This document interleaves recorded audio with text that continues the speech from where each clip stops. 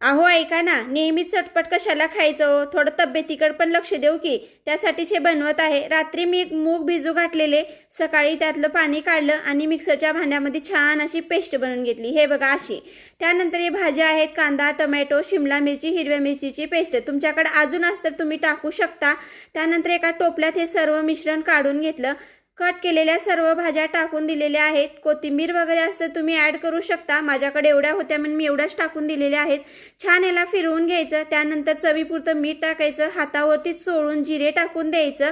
खूप लवकर होणारी रेसिपी आहे. तव्याला तेल लावायचं. छोटे छोटे उत्तप्पे टाकायचं. तुम्ही मोठे पण बनवू शकता. मी मुलींना द्यायचं आहेत म्हणून छोटे छोटे बनवले आहेत.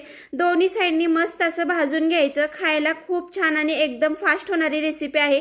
तुम्ही नक्की ट्राय करा. एकदा खालात तर नेहमी बनवून खाचाल.